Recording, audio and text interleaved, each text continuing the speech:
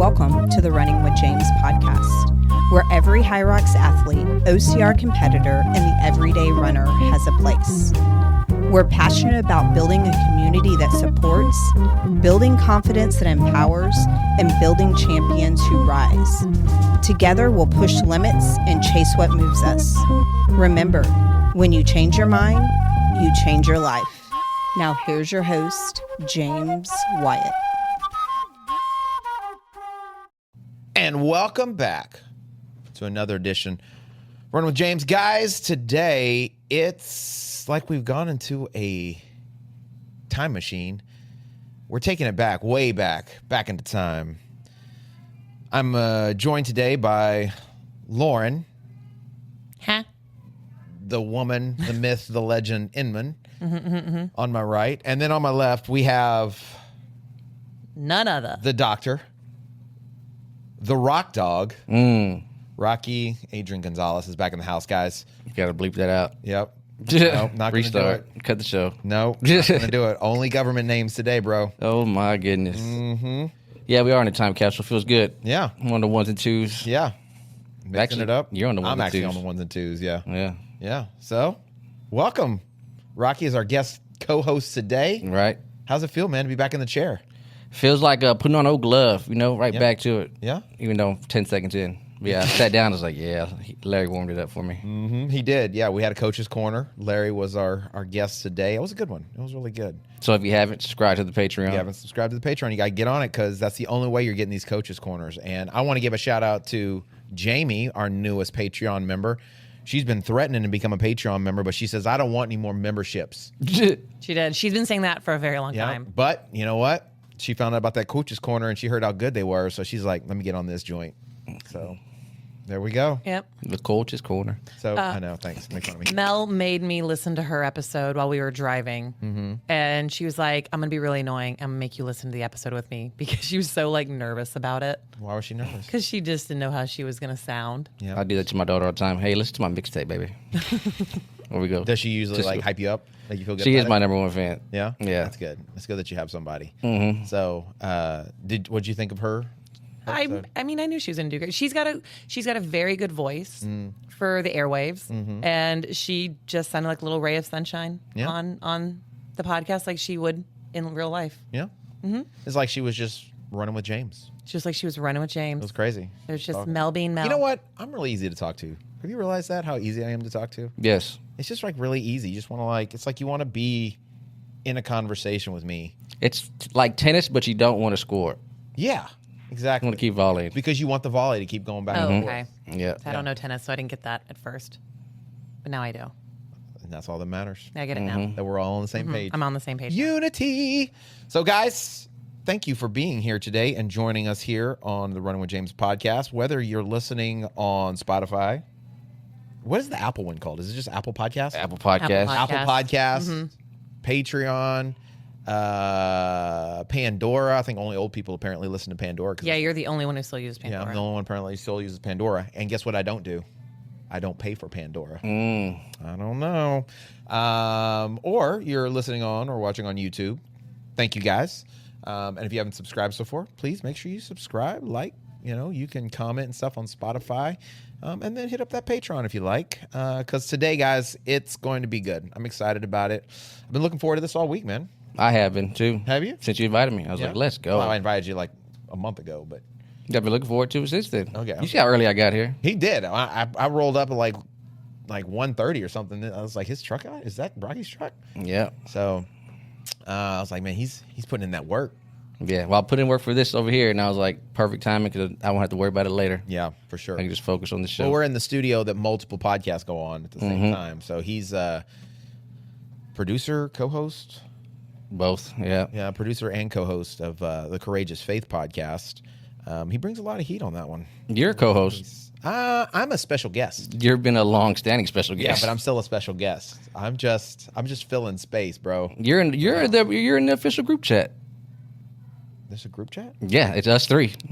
I don't know if The that's an three official hosts. group chat as much as his pastor telling us what to do. Yeah. So, or making suggestions. So, but either way, if you guys haven't checked that out, you can go check out the Courageous Faith podcast. It's really good. So, Pastor is the main host of that particular conversation, but it's always good every week. Yes. Always good. I always learn something. So, and I've enjoyed being on it. Really have. I really enjoyed. I feel like I'm learning something every week. It reminds me a lot of like we used to do these things at his house back in the day, where we would just sit around, just a bunch of guys, and just talk about the Bible or talk about life or challenges or whatever. So it's like very one-on-one discipleship kind of moments. I always really enjoyed that. So it reminds me a lot of that. Yeah, it is like life lessons. Yeah, exactly. That's really what it should be called. Yeah, life lessons. Yeah. So I love the intro so much because it's like, I don't know why, just the Courageous Faith Podcast, and then like there's an explosion. That is the best part. Yeah, With the logo coming out of the I don't know flame. why I always get a chuckle out of it. And yeah, and like an eagle. That's what we need. That's what you need. Is you need like a cry of an eagle coming when those wings come out. I don't know. It reminds me of like a Rush Limbaugh thing or something. I created an AI video of like an eagle bursting out of the ceiling. Yes. And a flag behind it. Oh my god. And then my hard drive has been fried. Yeah. So I lost it. That's awesome. That's cool. So check it out if you haven't already. So guys, it has been it's been a minute. It's been a while since Rocky's been on the podcast. We've had that seat filled with many different derrieres, extraordinaires. Coach Carlos, he filled it. He did a great job. Phenomenal job. We've had a few guest hosts. We had Coach Tommy was here last week, and apparently it was his first time ever. Phenomenal as well. Also phenomenal. He did a great job. I think that's a testament that, about, the relationships we have, that, we can bring people in here and they can just get in and fit in. Yep. It's not like awkward or weird. It's just a nice, easy transition. Just FYI, if anybody ever decides like they need to fill my seat, I want to have a say. I want to have an audition process. Yeah, last week you said you're going to take the seat with you. I will take the seat with me. My seat is not easily filled. I don't they wanna must be bring rude. They must bring the Lauren energy. I don't know. I don't want to be like mean or rude, but you will be. I don't want to say I will be. I'm trying to figure out how to say this, but in what world do you feel like that? Like you have that kind of authority? That's what I'm saying. Because I'm me. Oh, okay. Well, then we're done. And like I said, I'll just take. Well, that's actually where I've been at. I was thinking about, man, they're going to ask like, where's Rocky been at this whole time? And I was, I've traveled the world. How have you? I was trying to name find one place you've traveled to in this world. Dallas. I was trying to find a cure. Dallas. A very small world. I was trying to find a cure. I went all over the world trying to find different. Cure for what?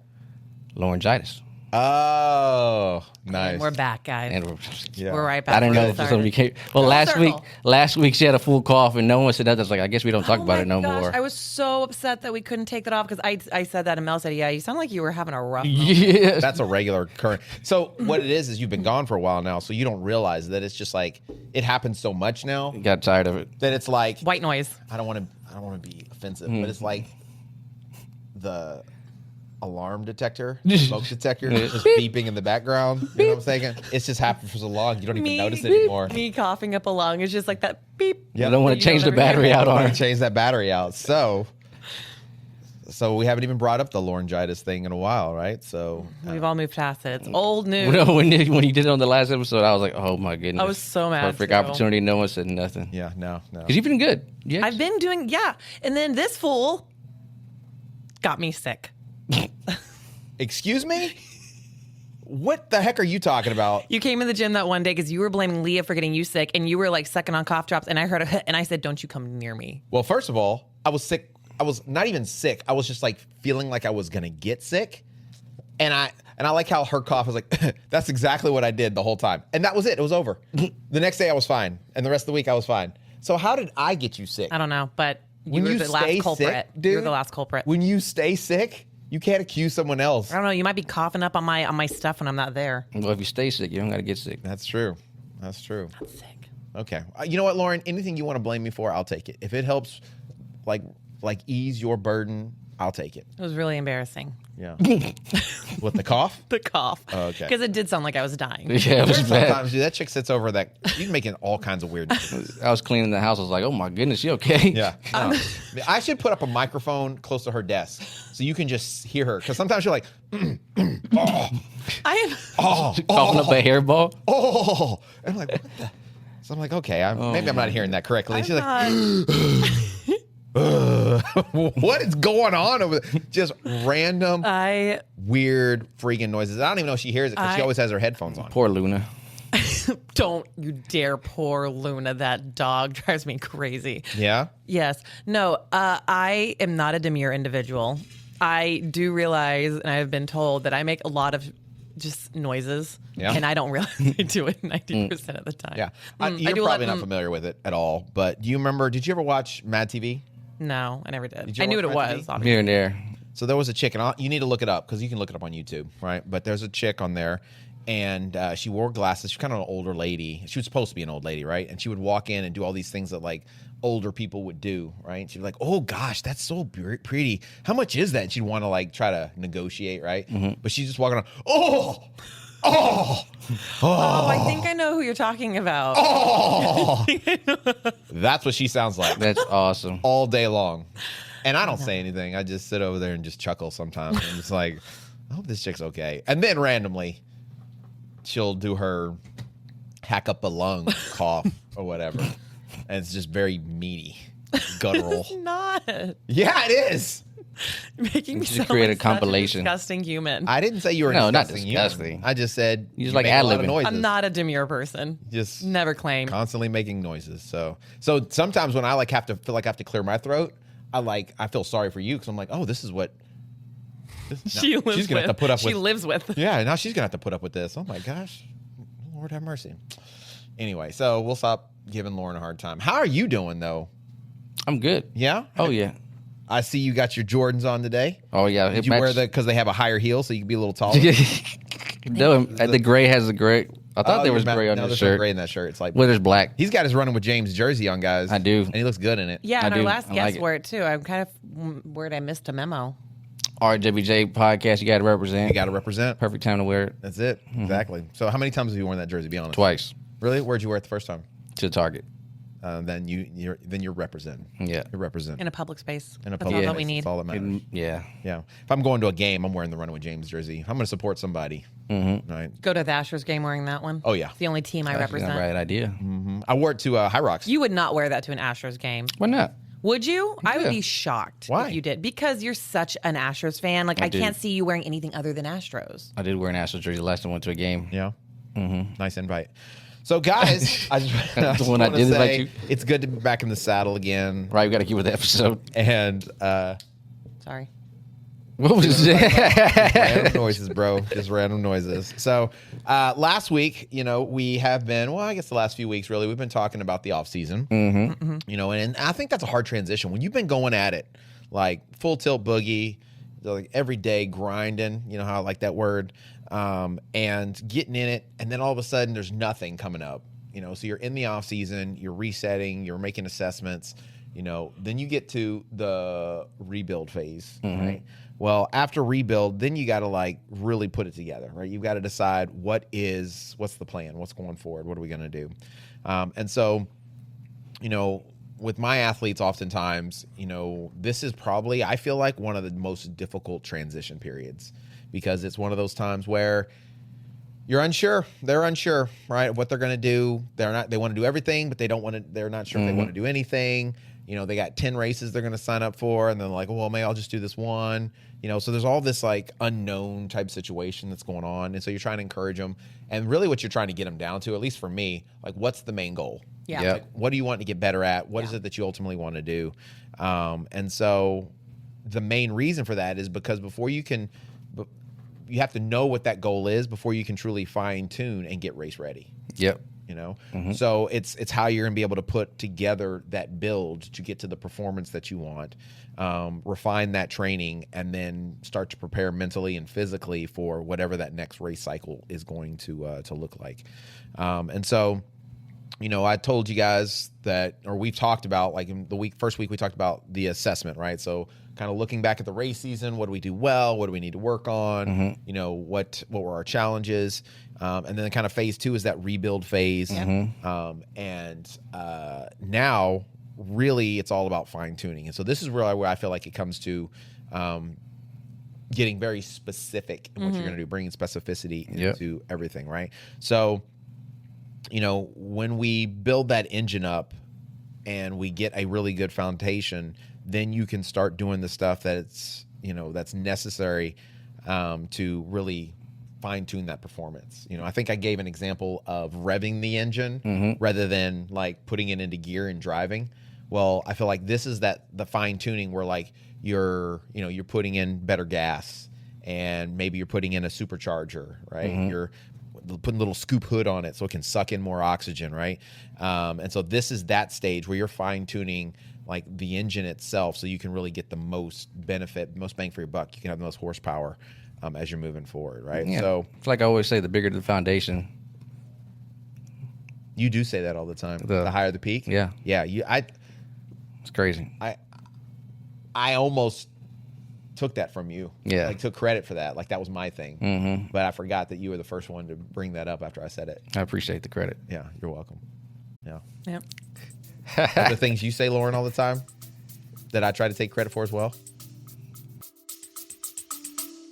Stay with us. We'll be right back. Looking to take your running to the next level? Whether you're just getting started or chasing the next PR, my dad, Coach James, and BC Fitness have you covered. Join our in-person or online run coaching. Plug into our free weekly run club and train alongside a community that's built different. From High Rocks and OCR to daily group fitness classes at our Houston gym. This is where athletes are made. Come run with us, train with us, grow with us. Visit mybcfit.com and start building your best.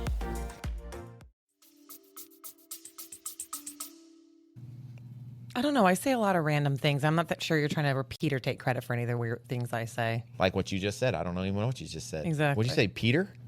Repeat? Oh, repeat. Did you hear about Pete? Who's Pete? Well, there's this dude. He's been coming to the gym. His name's Pete.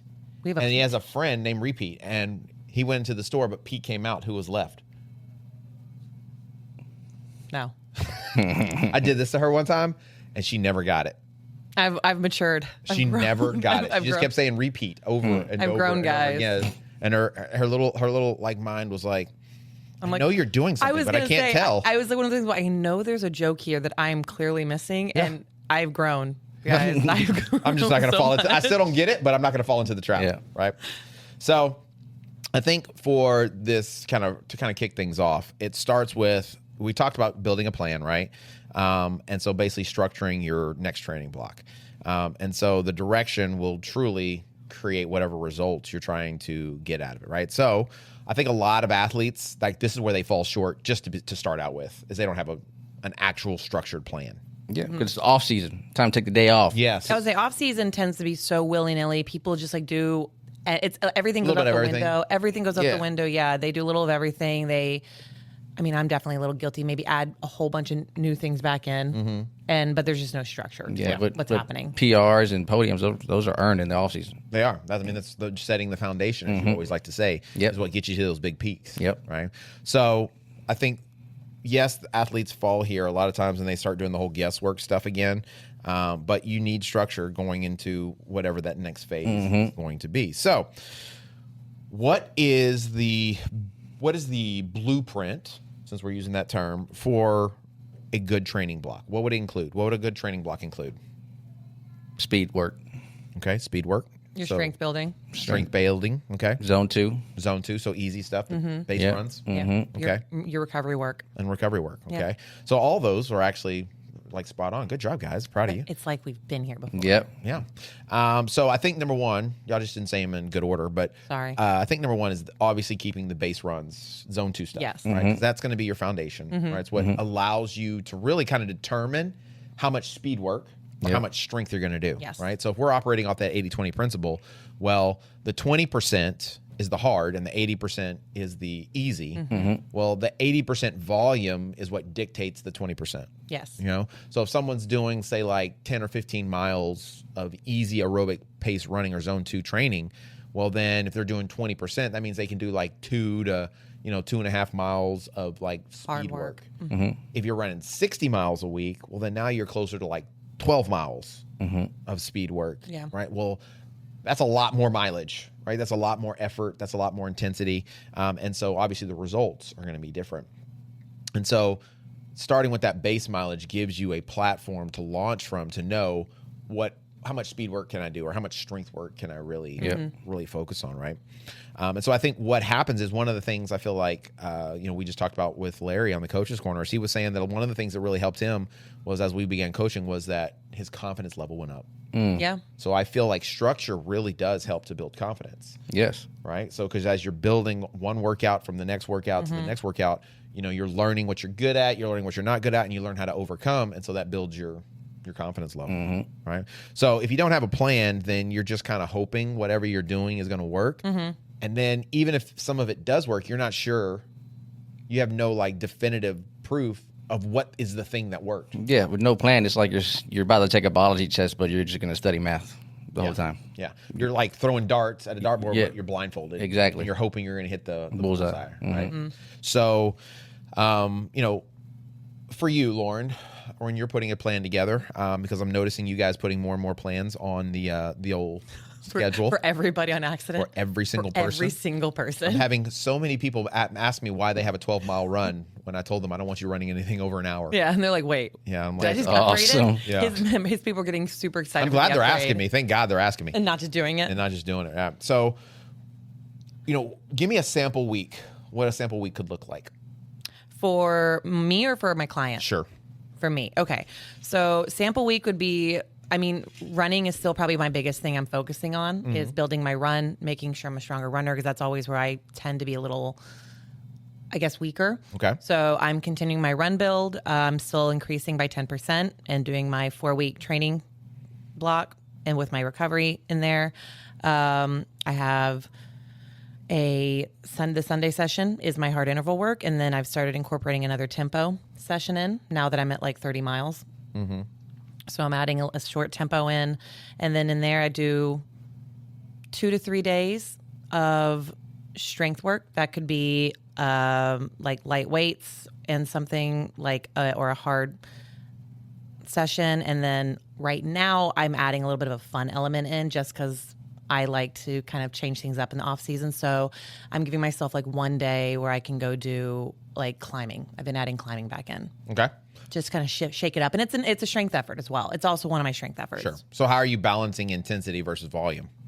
It's just if I know what days I can go hard on. So if I go do like a spin class or something, one day I am not going full tilt boogie at the spin class. I'm not like cranking to the hardest resistance possible. I'm keeping it something that's very moderate. My runs, same thing. 80% of my runs are super zone 2. A lot of them I now do with like clients or with other people, so it helps me stay in that zone 2. Same thing with the strength workouts. One workout a week is generally like me questioning my life choices. To like leave my soul out there. Okay. Workout. You like on the first part of the series, you did the 5 questions, asking yourself and all that. How does that, going into the off season, you ask those questions, how do you separate your ego from your weaknesses to having a structured out plan? So say like, I know for my kid, my daughter, she likes dunking on her basketball goal, little dunks, but she won't shoot it if it's too far. So she focuses on dunking. Because it's what she enjoys? Exactly, because it's what she's good at. Yeah. For us, we kind of do the same thing. I'm good at this, so I'm going to keep doing this. Sure. But I'm not good at that. So I'm just going to say I'm not good at it, and I'm going to get a partner who is good at pushing sleds. Because I'm not good at pushing sleds. Yeah.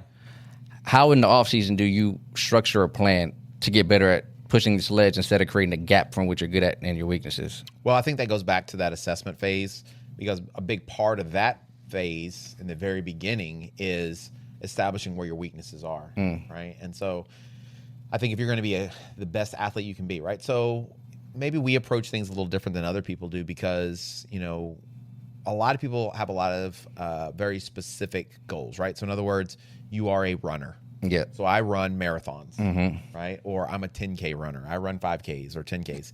So those are the things they do, right? So that's all they focus on. Whereas we're focused on being like the best athlete we can be. So we run marathons, we run 10Ks, we run trail races, we run obstacle course races, we do high rocks, some of us are diving into triathlons, right? Yeah. So there's a little bit of different things that we're constantly working on. And when you start doing some of these new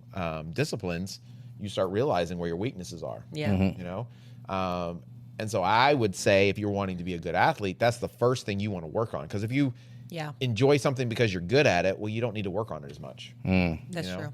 So for me, I'll give you an example. When we started doing, like, say, high rocks, we had already worked so much on being good runners that the running was not our weakness. It was like the strength portion of it. And so we needed to focus on getting stronger. Yep.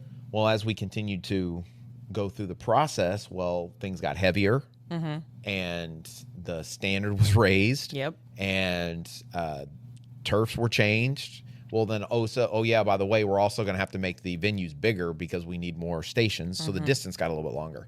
So you have to prioritize, what do you need the most help on? Or what do you need to work on the most? Is it just be lazy and let somebody else get a good person that can push the sled? Or is it easier or better to you get better at the things you're not good at, because it may be harder to find somebody that can run as fast as you, So, but what I found, though, is as you're working on those things, you tend to get better at some of those other things. Right? So every one of my runners that I've convinced to do high rocks have become better runners from doing high rocks because they've been developing strengths that they didn't have before that translate really well into being better runners. So Larry's one of them. Jessica's one of them. Tommy's one of them. I would say Carlos is one of them. I would say I'm one of them, even though I don't run as much as those guys right now.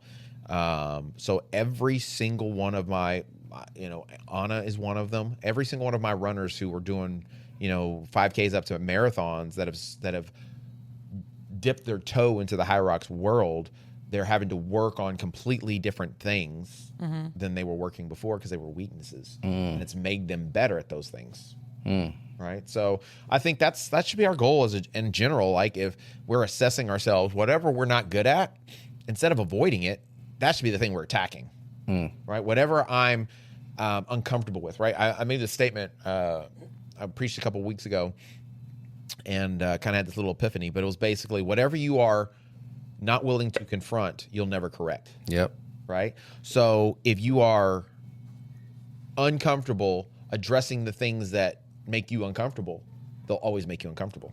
But the moment you're going to be brave enough to start addressing those things and going after those things, or trying those things, what have you, it no longer becomes a weakness, and it's not something holding you back. Yeah.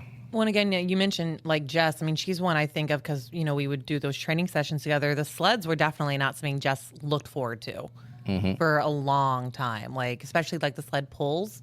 Those were something she really struggled with because she was a runner through and through. But she's put in the work. She's put the effort into training them and getting much, much better at them. And she's benefited as a runner. Yeah. In like strides. Like, she's become so much stronger all around. Sure. As an athlete. Stay with us. We'll be right back. Are you ready to unlock your full potential? I want to introduce you to the Fit, Healthy, and Happy podcast, a powerful resource to transform your life today. With expert interviews, practical tips, and inspiring stories, this podcast is your roadmap to lasting wellness. Here's what a listener has to say. I used to struggle with my health, but this podcast changed everything. It's like having a personal trainer, nutritionist, and life coach totally for free. With over 2,000 five-star reviews, we're a podcast you can trust. The Fit, Healthy, and Happy podcast, available now wherever you get your podcasts. Well, I mean, I think that's kind of the next thing is like speed versus strength. And it basically just comes down to you train what you need, not what you want. Yep. So, and I think that's one of the best things about having a coach is a coach will give you a good coach will give you what you need, not what you want. Because the problem is you've probably been giving yourself what you want this whole time, which is why you're not getting any better. Right? So they're going to give you, and so that's the same thing with a mentor, with anyone in your life that really cares about you. If you're a parent, you give your children what they need, not what they want, right? If it was up to my daughter, she would only eat dessert. Yeah. Right? Every day. Can I have dessert? I mean, that's exactly how she says it too, right? Well, she doesn't need dessert all the time. If I would let her, right? I remember one time we'd like a barbecue or something, and we'd like gotten like a thing for the family to share, right? It had like ribs and sausage and brisket, right? Like samplers. Yeah.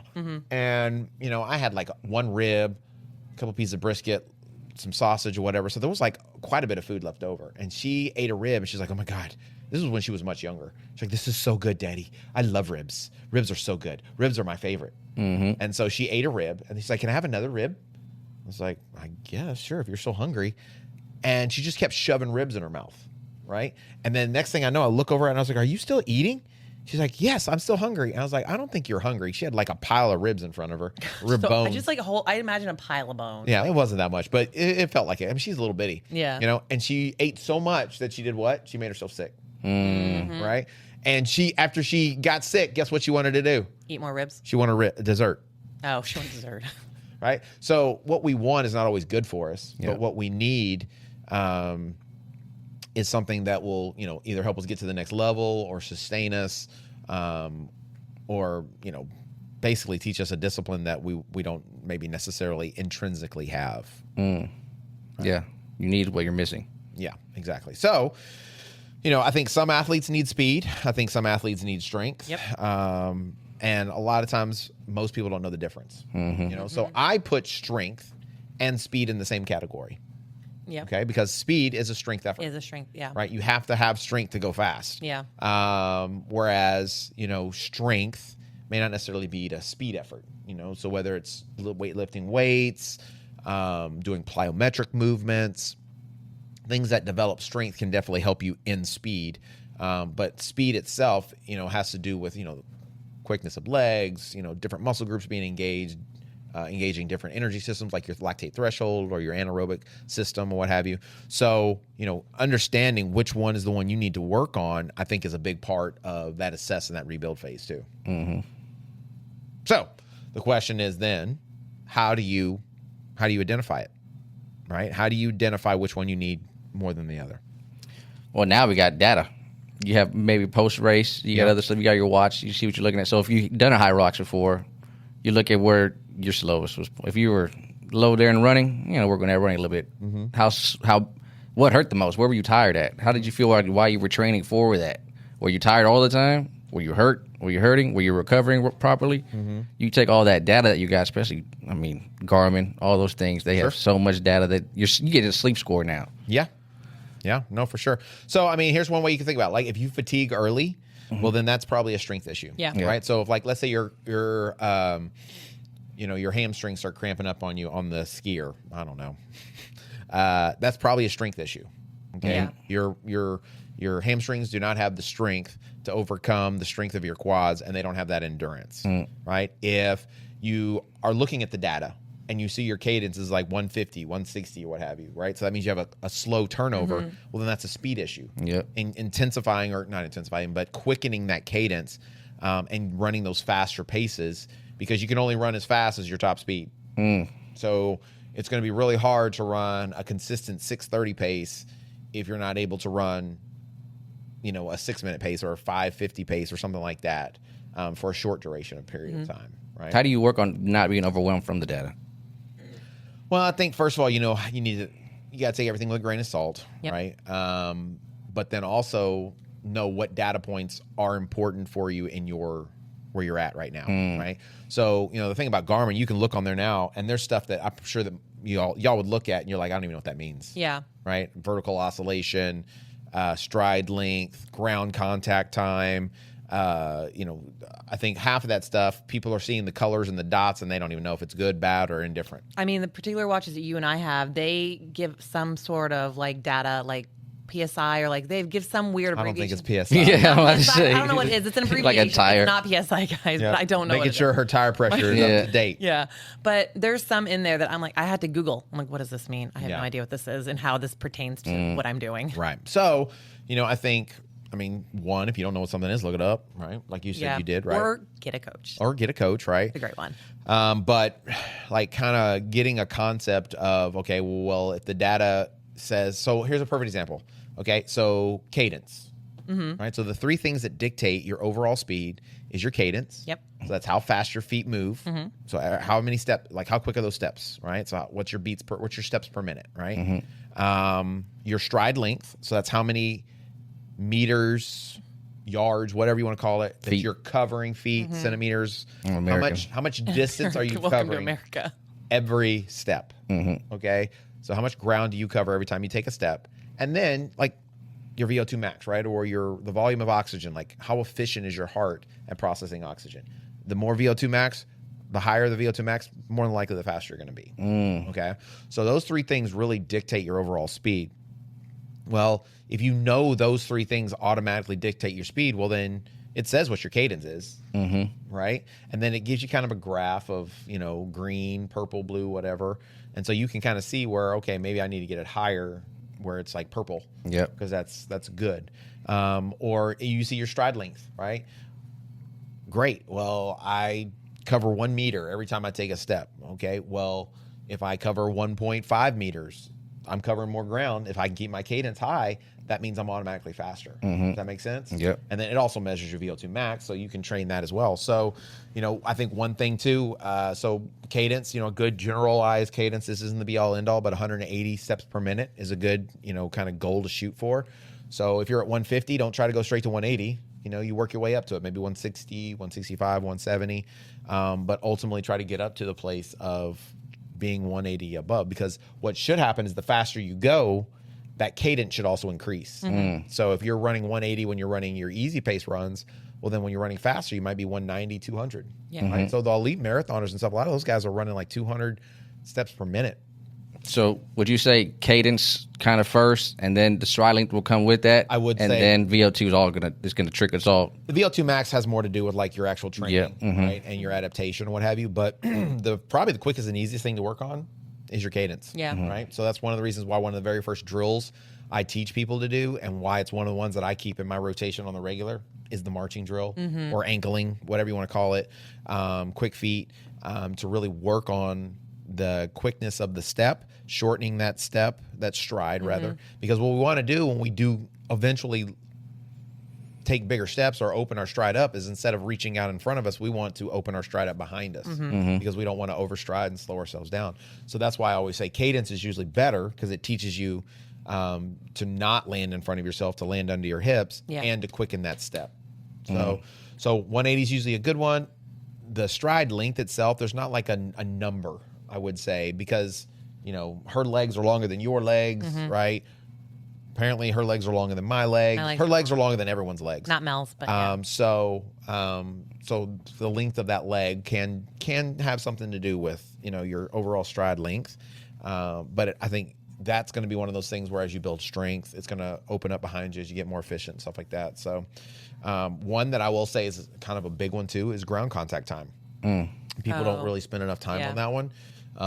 So like a good ground contact time is about 200 to 300 milliseconds, which is not that much time. And so, just for people who have no idea what you mean by that, ground contact time is like literally just the amount of time your foot is on the ground before it kicks back. Correct. So when you're going through that's the gait cycle, when your foot hits the ground and goes all the way through and it comes up again, that's ground contact time, right? So we want to limit how much time we are on the ground. Yeah. And we want to limit how much time we're in the air, so that vertical oscillation. So how high we go on the ground. I mean, in the air. That's when you see those people bouncing like right. crazy. So we want to be more smooth rather than taking these big like moon bounces and stuff, right? So, well, if you can look on there and you see I'm at 350 or 400, well, you're spending a lot of time on the ground. Well, usually, not all the time, but usually that also probably means you have a lot of vertical oscillation. So it usually also means you're bouncing in the air a lot too. So by increasing your cadence, a lot of times you also address that. Right? Because you're limiting how much time you're actually on the ground, and you're shorting how much time you're spending in the air. And you're better prioritizing your energy. Yeah, you're kind of slowing yourself down doing it like that. Well, you're less slowing yourself down, and kind of like what Lauren is saying is your energy's not going up and down. You're not wasting putting energy. it forward. Yeah, you're pushing. You're taking the energy that you're utilizing. You're putting that force into the ground to help push you forward. Right. So, like being able to kind of interpret that data will help you in kind of also determining what do I need to focus on. Right. What do I identify as something I need to work on. Right. So, if you notice like later in the race, your form breaks down. I remember my first marathon I ran, I was pretty confident pretty much the entire race. But then like mile 21, it just fell apart. And I felt like I was still running. I knew I was running slow, but I felt like I hadn't changed anything. But then there's a video of me running like 100 meters to the finish line, right? And everybody and their mother's passing me up. And so I remember this lady coming up and I was like, nobody else is passing me because it was really close to the end. So I started sprinting. And there's this video of me while I'm quote unquote sprinting. And I'm like, my hands are really close. I'm shuffling my feet. Like my feet are barely moving. In my mind, You were going so fast. I was running, but when you look at it, I was not running. I was barely, I mean, it was like a walk. It was like a shuffle walk, right? Well, my form had obviously fallen apart long before that. And so that means that I had strength issues. It meant that I had speed issues, right? It meant I didn't focus on my form. And so those are things that you go back to the drawing board and you can say, okay, now I know what I need to work on. So I think that you don't necessarily need more of everything. You need more of what you're missing. Yes. You know, and so the right focus a lot of times is what's really going to unlock like real progress, you know?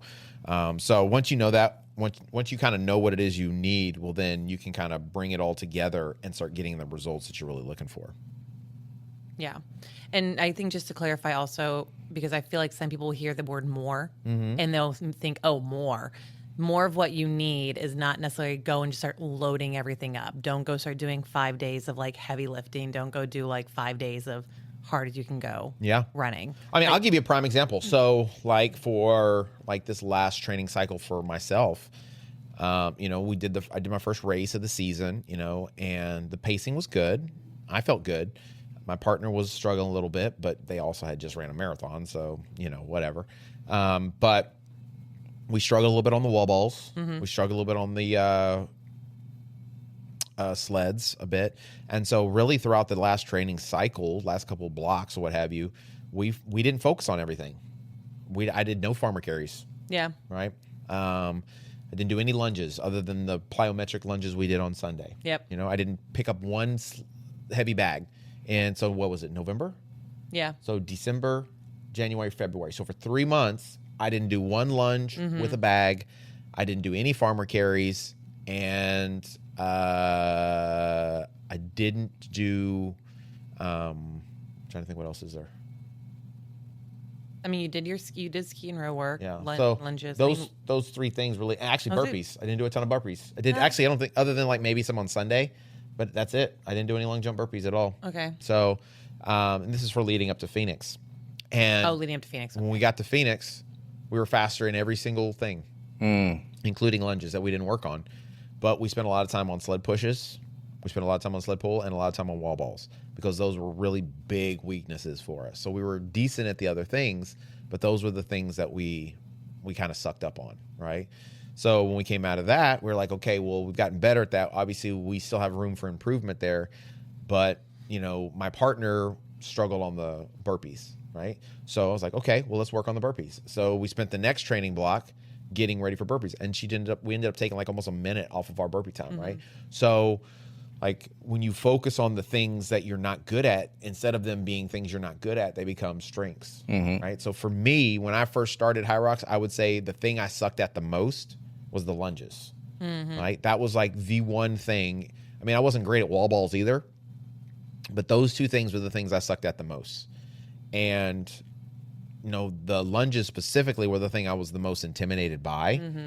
But now I don't even like give them a second thought. Yeah, you just go. I just do them, right? Yeah. But it's because I've gotten much better at them, right? Mm-hmm. And then same thing with the wall balls, right? I think I've done unbroken wall balls like 4 times, 5 times, Yeah. something like You that. don't even bat an eye at it. You're right? like, okay. So they're not hard still because they still are difficult. But instead of letting them be my weakness, I've worked on them so that they would become a strength, right? So before you can actually take something like that and make it a strength, you have to identify it first. And it's not that hard, honestly. I think you just have to get over that whole, like, I don't enjoy this or I do enjoy it. And I think you do it enough that you make yourself enjoy it. It's kind of what we've done with running. Yep. So I think as we're building this up, right? So I know your favorite word is hybrid athlete. I know you like that term, right? But, you know, we really are building, you know, athleticism. And so you have to have this balance of performance in your system, right? So running plus strength has to work together. We're not really, we try to avoid extremes. So we're not doing too much of any particular thing overall, but we're fitting it into the training block or to the schedule to make us better, right? So we try to become efficient runners. We, work on functional strength, and then we kind of bring that all together by making sure we have a good recovery system in place, right? So the goal isn't necessarily just to run fast; it's to perform well overall, right? So we want to be extremely balanced in our performances, because that's really what's going to help create real durability overall. Mm-hmm. So, I don't believe we're balanced either. What? I don't believe in hybrid athlete or balance. I know you don't. Capacity. Yeah. I feel like capacity is you want to have more capacity. You want to be able to do more, because we're pushed in different seasons. Some seasons demand more work. Some seasons demand speed, recovery, pushing physically. We got to have a capacity. We got to stretch ourselves, not too much, but build that capacity to be able to do all of that. Well, maybe instead of balance, a better word, because I'm not a believer in balance. You don't like balance. I don't like it either. But maybe a better word instead of balance would be parity, right? So I'm a good runner, but I suck at lifting a barbell. Okay? Well, what can I do to bring more parity between my running and my barbell lifting? Well, obviously, I love barbells, right? Yeah. So whereas if I'm going to do something that requires me to be good at lifting a barbell, I'm going to have to do it. Yep. And so I don't want to be so good at one thing that it overshadows the other thing, and that I'm trying to use that as my great equalizer. Sustainability. Yeah. I need something that's going to make it sustainable, right? And so whether you're talking about running a high rocks or you're talking about running a marathon, whatever it is, there's always these things, these little things that you can do to really help improve your overall performance. With a marathon, a lot of times when people start out, it's the aerobic capacity training, building the volume to be able to process that oxygen to keep moving. That's the start out. Usually after that, if they get a good foundation of that, then what happens next is now they need to work on the hard stuff, right? They need to learn how to be able to push themselves and be comfortable being uncomfortable. Well, then after that, if they get good at that, well, then it's nutrition, fueling the run, fueling on the run, making sure you got enough water. Well, then after that, it's okay, strength training. Yep. So I can take my muscles to another level so that they can move faster and move more weight or whatever it is, right? So it's all these different levels that you may start working on them in the beginning, but really your focus is on one particular thing until you're good at that one thing. And then you start getting good at something else that you may not be good at. And that's where the higher the peak, that's what you talked about, all these levels to get to that higher peak, because you have that strong foundation. And you can't do that unless you build a really strong foundation, right? So the big question I think a lot of times for people is, are they really ready? Are they ready to have that kind of accountability, to incorporate that kind of discipline? And when I say accountability, well, if you create a plan, if I literally have a plan written down for 4 weeks, and Monday I'm doing this, Tuesday I'm doing that, Wednesday I'm doing that. Well, if I don't do it on Monday, it's really easy to feel like a failure. Yep. Right? So I'm accountable to myself and to the plan. If you're not ready for that kind of discipline and that accountability, well, then the thing you're going to do is just kind of randomly do stuff, right? Sporadically throwing things out there based on how you're feeling today. Yeah. Right? I'm going to go do 3 classes next week. I'm going to go with the run group, and the run group's going to run 12 miles today, and even though I've ran no miles this week. Yep. And I can do it, or you're going to go run with a group or what have you, and your easy conversation pace is a 10-minute mile and they're running 8-minute miles, but you're going to run with them because you can do it. Yeah. Right? And you feel good doing it. Right. So how does that benefit you? How does that get you stronger? How does that help you get where you're going? Well, it doesn't. It's probably more than anything counterproductive. It's working against you. Yep. If you have an athlete like the week of the race and they have this doubt, this fear of coming from, how do you ask them, is it like a legitimate doubt or is it like a fear-based doubt? Like, was it from skipping workouts, not doing anything they're supposed to be doing, or is it just because they're scared because they feel like they had a big goal? Yeah. They don't know if they're actually ready to do those things. Well, usually the expectations and all that. Usually there's a pretty easy way to tell that if I'm coaching them, right? If I'm coaching them, I'll know, right? Because I'll know if they've done the work for it necessary to do it, and if they haven't done the work necessary, then I will try to encourage them to have more realistic goal. Like you did me that one time, my first marathon. What you talking about, huh? My first marathon, you were like, you should just go at the halfway point, turn to do the half. Because you didn't train for a full marathon. Yeah, and I should have listened because it was miserable. But you turned with me. Mm-hmm. We kept running. And he was like, I remember mile 13, we were talking, and you're like, man, I feel so good. I'm like, yeah, we're cruising, we're doing great. And then somewhere around between that and mile 15, you disappeared. Like, Mile 15, you spontaneously mile combusted, bro. It was like the rapture came. I was worried. It was the belly dancers. They were doing, I don't know what they were doing. I was like, and I just, with the guys, I don't know.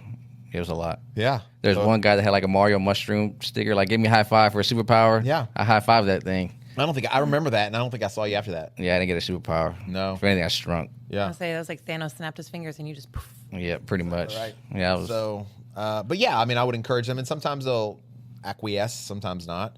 Now, if it's someone I'm not coaching, there's still some questions you can find out. There's still some things you can ask, right? And and this is challenging, man, when you're in relationships with people like at the run group and stuff, because like with the run group, I love the run group because we get to meet a lot of new people, and They look like you're having fun. And we're having a great time. Everyone's We're having a great fun. time. Everybody's having a good time, But they'll come up and ask you questions, or at least me, right? And, they'll, and I try to engage with them as well. Like, oh, what are you training for? What are you doing? Like, oh, I'm going to do high rocks. I'm going to run a sub 60 high rocks. I'm like, oh, okay, awesome, man. Well, you've been running a lot because there's a lot of running. Oh, yeah, man, I've been running so much. Oh, 8 miles a week. Yep.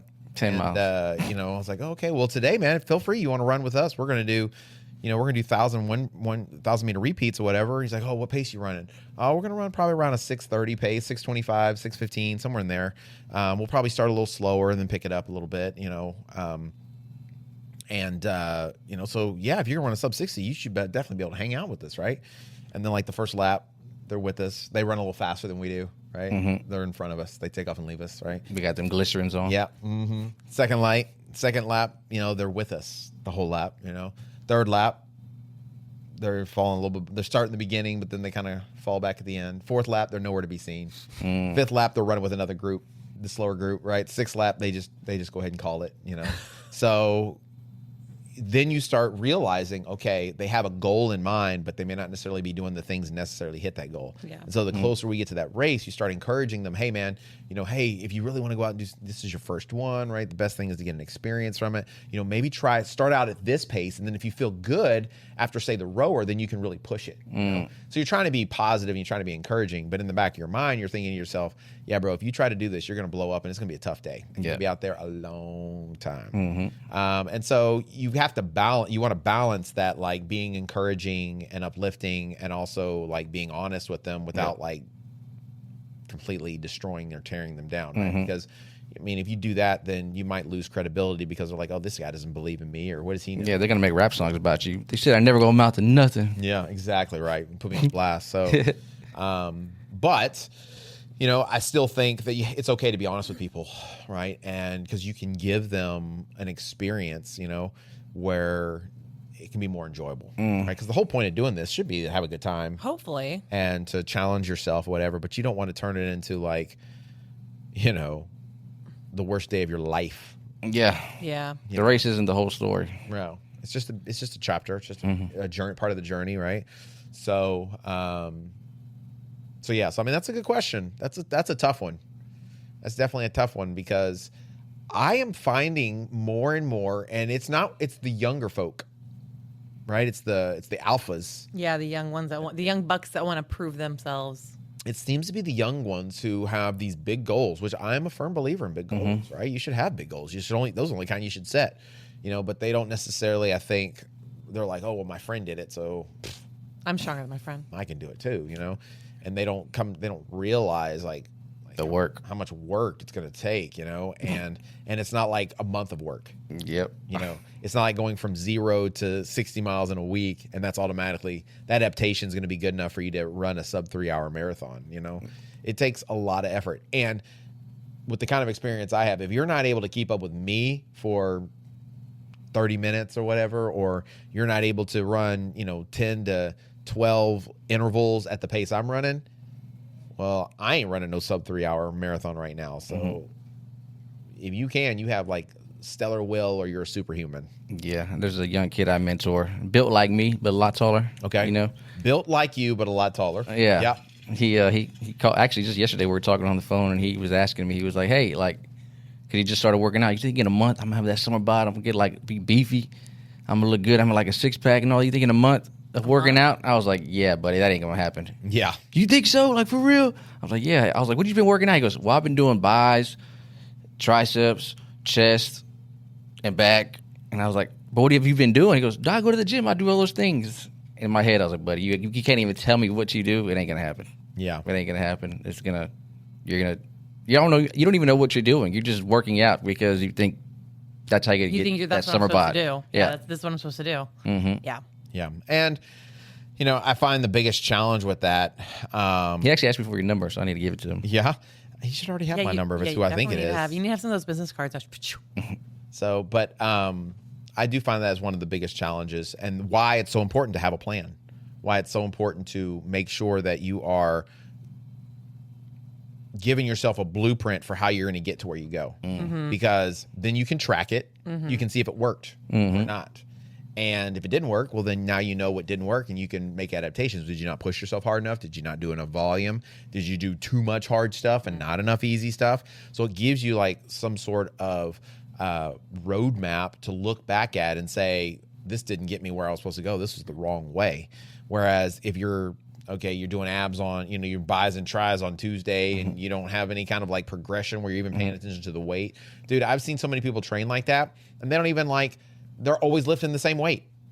They put the same 45-pound plates on the barbell and they do bench press. Mm-hmm. They're not like increasing the load very much, or they're not increasing the reps or anything like that. And it's just, they look the same. Nothing changes year after year after year. If you're doing something for years and nothing has happened, that's not how the human body works.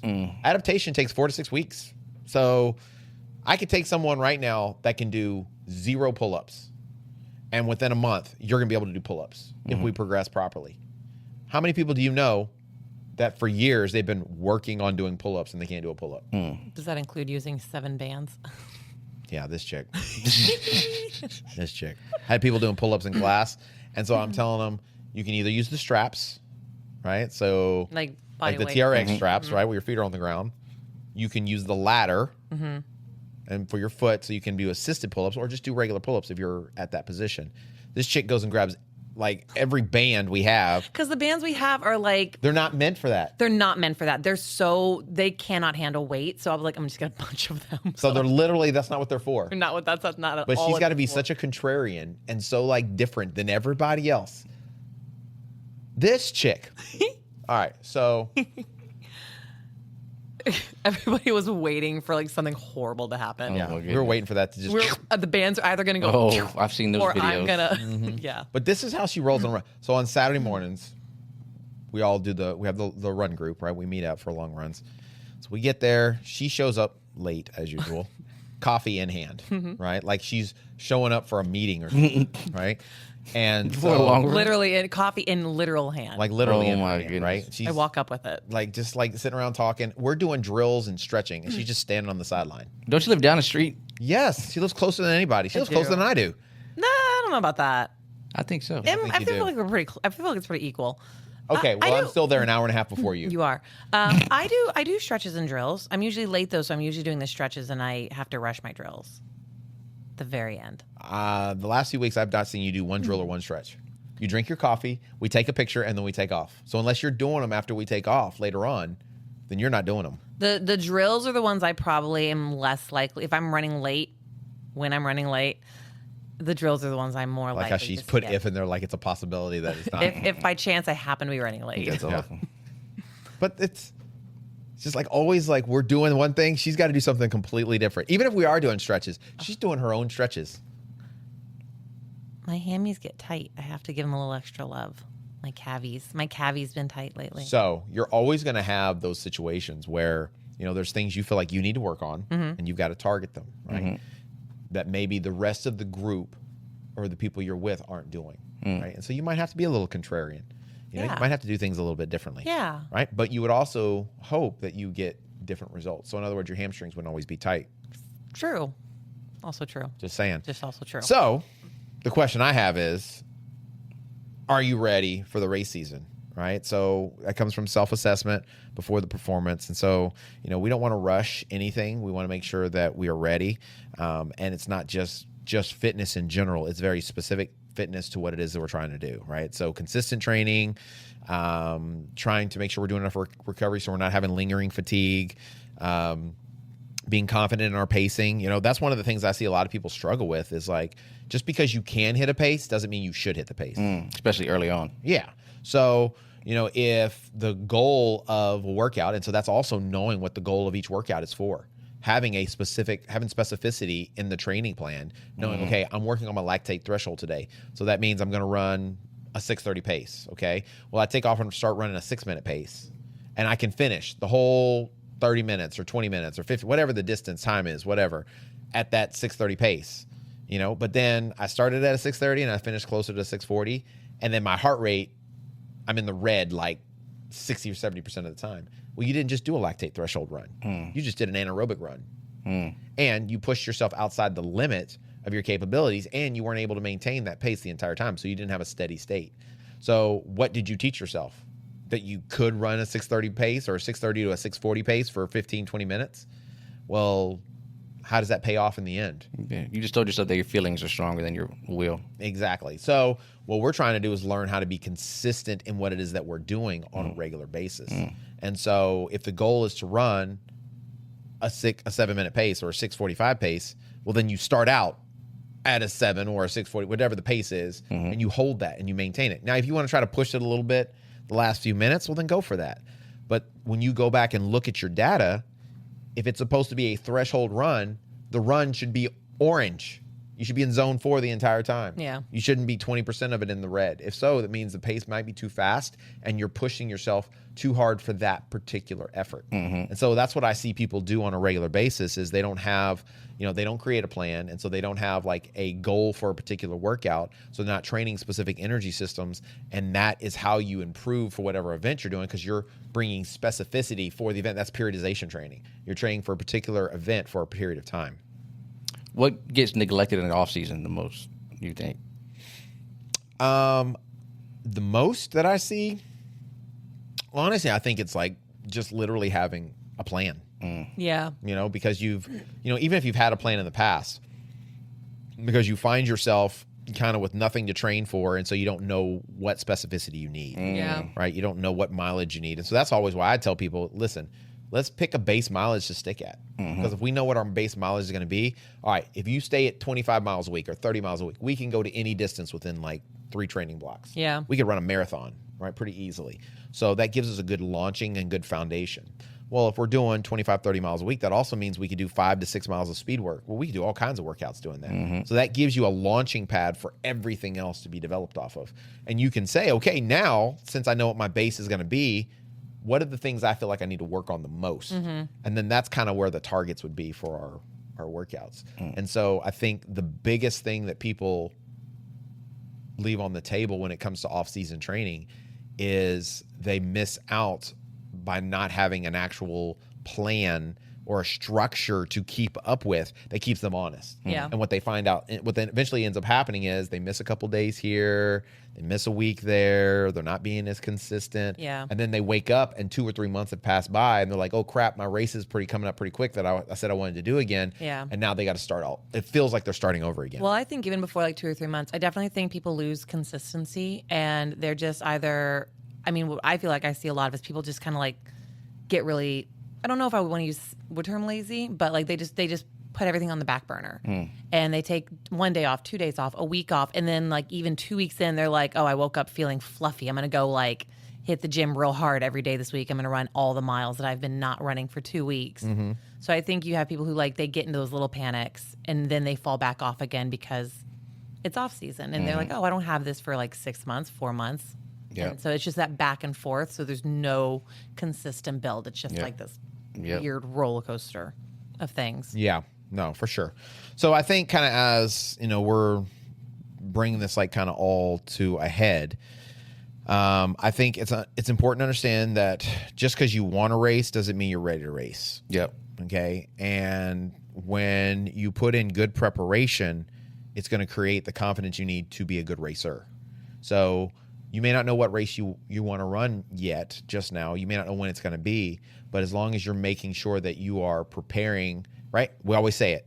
If you stay ready, You don't got to get you ready. got to get ready. And so most people that I know that I'm, trying to encourage to stay ready, all the athletes that I coach, I feel like at any point in time, they can pretty much go do anything, right? And be very successful.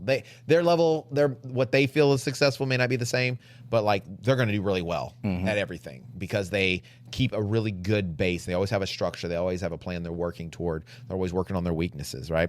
And so I think if you structure your training, that's gonna do wonders, right? If you focus on what it is that you need rather than what you want, if you build parity, okay? So in other words, whatever you're weak at, you make it a strength. And then you can kind of do something, whether it's a test race or it's a time trial or something, to kind of check your readiness to see, did the things that I do, a race could be that thing, right? Did the things that I are the things I did get me where I wanted to go? So you're assessing again, right? Yep. So it's just a constant process. You assess, you rebuild, you fine tune. You assess, you rebuild, you fine tune. So it's this wonderful cycle structure you do of 4 to 12 weeks, what have you, where you're constantly getting better no matter what it is you're doing. So, I think if you remember that you don't do all the work just to guess at the finish line, you're doing that work so that you have more confidence and hey, when I get to this start line, the finish line is going to be the way I want it to be, right?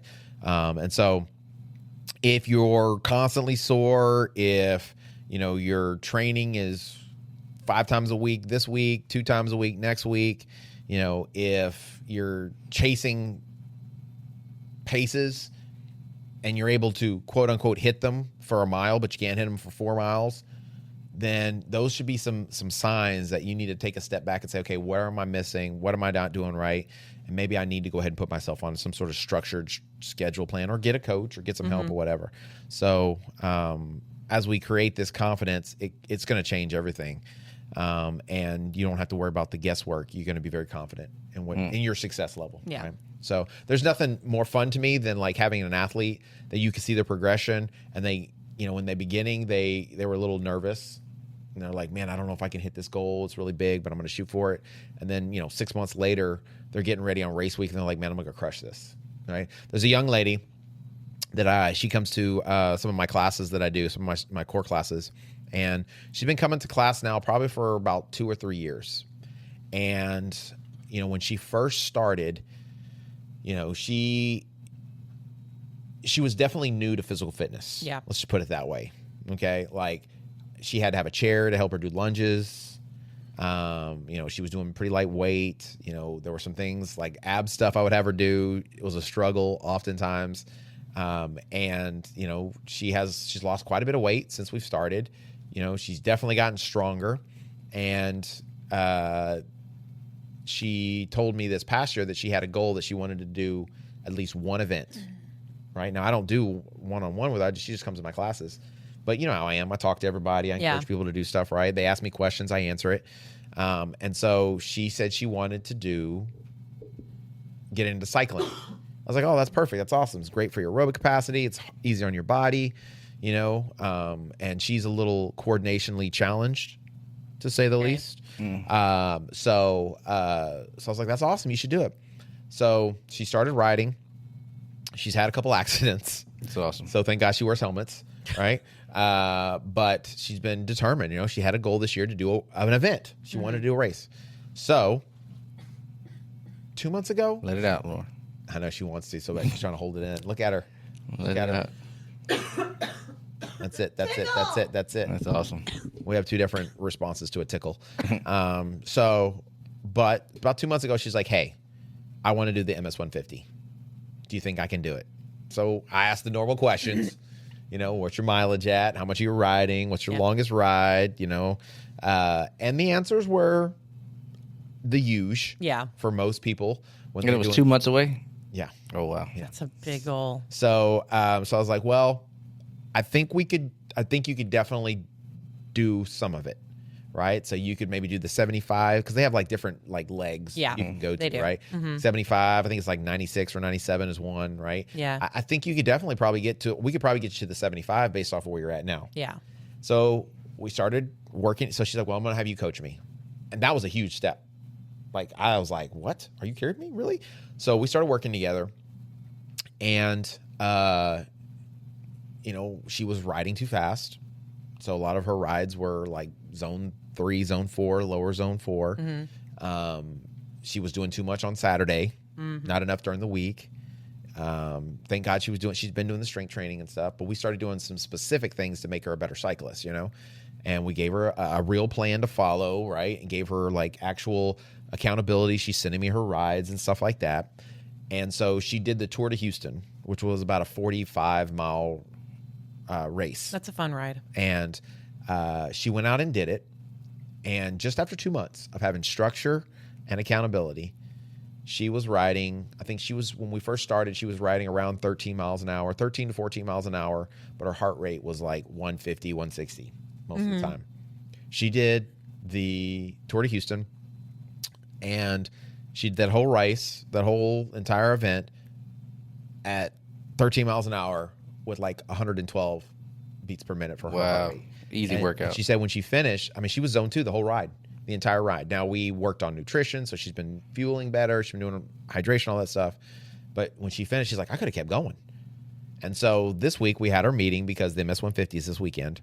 And she was like, so I was going to ask you, I know that we have, been training for the 75. Do you think I could do the 96? And so, we were talking about it. We were going through everything. And I was like, well, here's where we're at. Okay. I believe you have the fitness for sure to do it. Okay. It's going to come down to what's your nutrition strategy? How are you fueling yourself? Managing your effort throughout the day. Because that's a long time to be in the bike. You're talking, we looked at the breakdown of like what I think she has like 11 hours to do it. And even if she rode zone 2, it would only take her 8 hours to do it. Right. But that's still a long time to be in the saddle. 8 hours. I think the 96 is to the halfway point, which is in Bastrop. So I told her, I was like, so you got to decide what you want to do, right? I know for a fact you could smash the 75 and feel great. The 96 will be a challenge, but yes, I think you could do it. And how hard it's going to be is going to be more determined on how you feel yourself, right? And when you're in the saddle or when you're running or doing any kind of effort for that amount of time, at a certain point, it gets hard to eat, right? You got to train for it and you got to practice it, right? And you got to be very, very intentional about it, right? So, but she said, I'm going to do the 97 or 96. And I said, okay, let's do it. So a year ago or 2 years ago, she would have never even thought that was a possibility for her, but having structure, even for her, it started with just coming to class on Tuesdays, every Tuesday class. That was the beginning of her structure. And that became part of her plan, right? And then it was Tuesdays and, Thursday class. And then it was Tuesdays and Thursdays. And now I'm going to start riding a bike like once a week, and then it was, let me get a coach, so for her, it was a journey where, she had to take it step by step by step. Now, if she'd have gotten a coach 2 years ago, would she be in a different place now? Oh yeah, of course, right? Because she would have more, being taught more. But throughout this journey, each phase she's gone through, she's gone at her own pace where she felt comfortable to do it, where she felt like, but one of the things she told me was and this is, to me, it feels like out of her personality, she was very thankful of all the guidance and all the help that I've given her. And that she said that she was feeling so confident for this race. And that language is not like her natural language, right? It's awesome. So when you have a plan, when you have a structure and you stick to it, you see the fruits of your labor, it builds your confidence. So then you start believing that you can do what it is you originally set out to do. Yeah. Yeah. That race day becomes another day with the medal. Exactly. So when you are going into that fine-tuning stage, right, when you're truly trying to like get to the place where you are being specific in what you're doing, it changes everything. So it definitely applies to training. It definitely applies to your everyday life, to relationships, applies to everything in life. So there's so much, parity and so much, it's all very symbiotic, I believe. So there's precepts or principles, maybe is a better way to put it. That's not that's a non-biblical way to put it. Principles, where and a principle is something that applies always. So if you are a disciplined person, it doesn't matter whether you're disciplined in fitness, nutrition, your work routine, your relationships, you're disciplined. And if you discipline yourself in all those things, they're going to be successful, right? If you are consistent, the principle of consistency is if I'm consistent, I know that it's going to pay a dividend later on. And so where people struggle so many times is they lack discipline, they lack consistency, and it's usually the things they struggle in is when they don't have those things, right? So you show me someone that has, maybe I don't want to call a name, but I find it very curious that most CEOs, most Fortune 500 company owners, higher level people, every single one of them, if you look at any board, most of the time, not only are they very busy people, but they also usually are very athletic people. They usually are Ironmen. They're usually marathoners. They're usually, cyclists or something like that. Tennis, whatever, right? But they're performing outside of the boardroom at a high level. Yep. Yeah. Right? I also find it very interesting that children who compete in a lot of team sports at a high level for an extended period of their early childhood development life oftentimes go on to be extremely successful in the business world. You actually heard somewhere that a collegiate athletic woman, they're more likely to be on a board somewhere else. It's a high.